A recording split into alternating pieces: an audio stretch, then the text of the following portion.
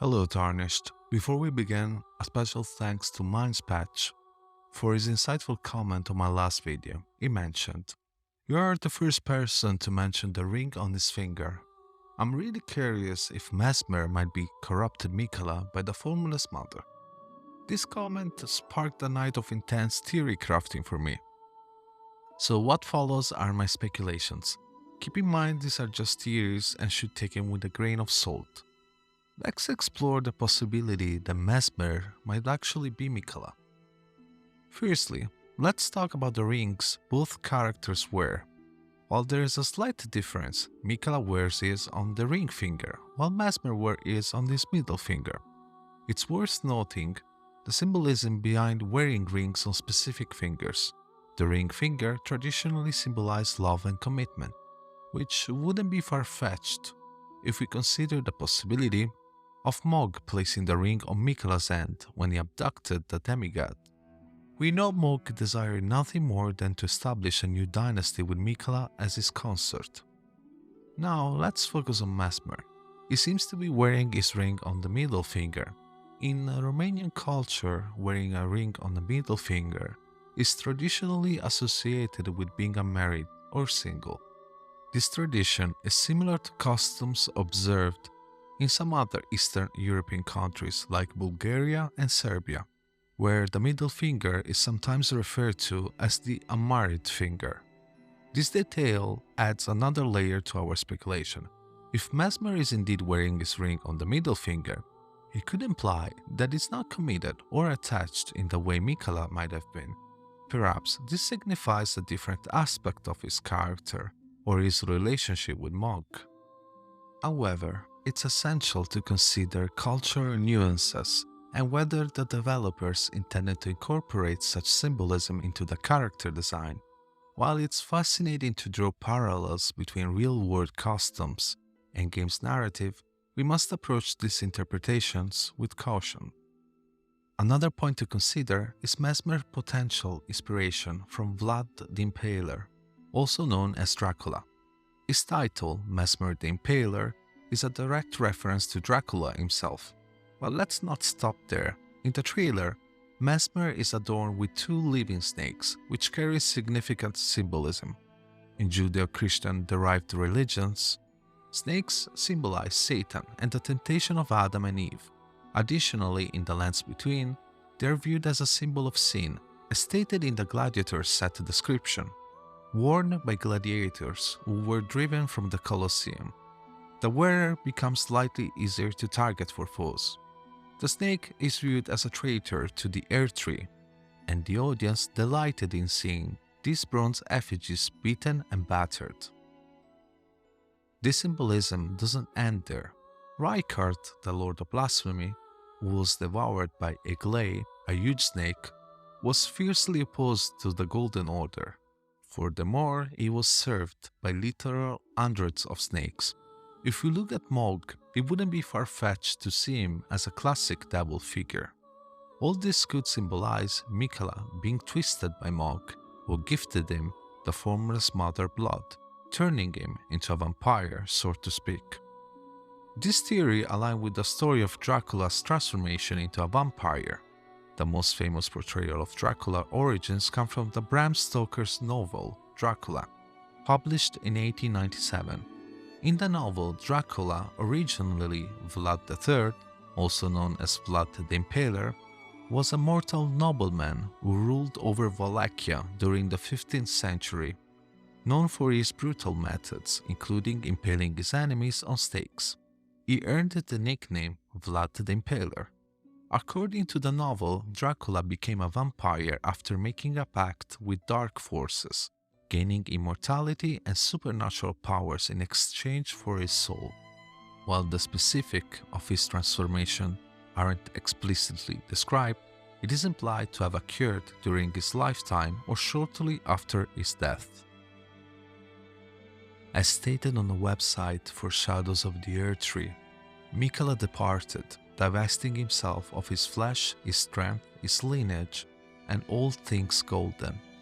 Now Miquella awaits the return of his promised lord. This aligned with Vlad becoming Dracula after his death. And gameplay-wise, since nothing adorns Messmer is golden, fitting precisely with the statement of divesting himself of all things golden.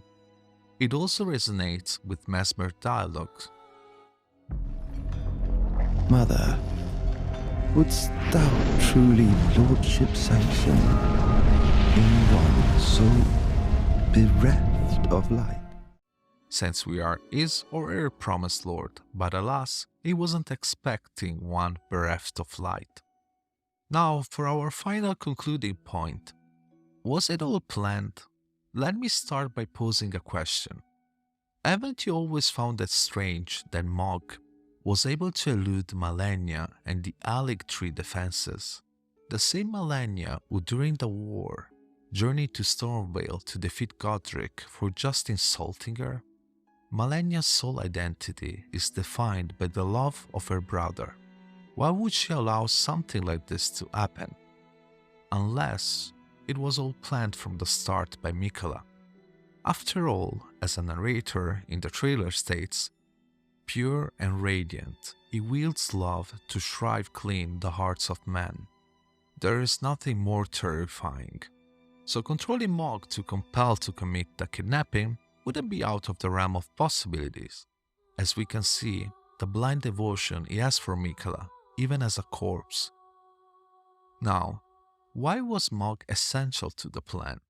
While divesting oneself of the body is feasible, divesting oneself of his lineage and all that is golden is more intricate. Even Ranni's attempt to elude her destiny by ridding herself of her body left her bound in some ways to wear two fingers, ultimately resorting to killing them to be completely free. I believe the key to divesting oneself of all that is golden lies in the defilement and the corruption of one's very being, as demonstrated in-game by Morgott and the Dung Eater, sullying oneself with elements outside of the Golden Order, resulting in the rejection by the very same order. Furthermore, Miquella had a knack for compelling affection and servitude in others, as hinted by the bewitching branch, so controlling all pieces wouldn't be beyond the realm of possibilities. As his dear sister stated, is the most fearsome Imperium of them all. Hear me out.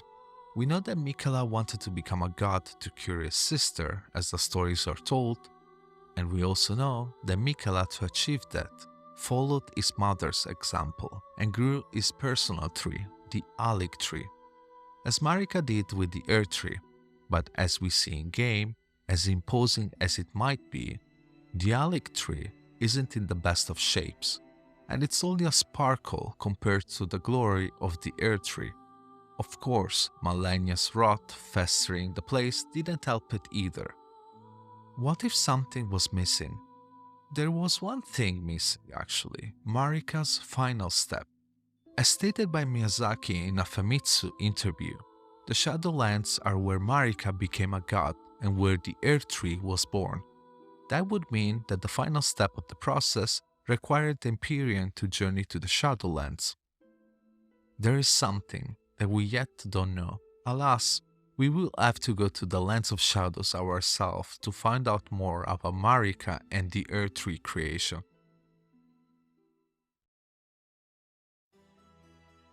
There is something else, which I avoided on purpose, Saint Trina's torch, which states, candle stand torch that burned with light purple flame.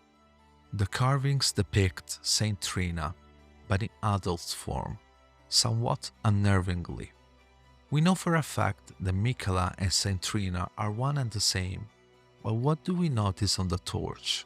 Only one eye. And what we can see on Messmer's beautiful face, only one eye open. This theory would also explain why no one knew about Messmer and why he was a secret. Because no one knew that Miquella actually grew up in this dimension, thanks to the Formless Mother's influence and Morgott, turning him into a twisted version of himself.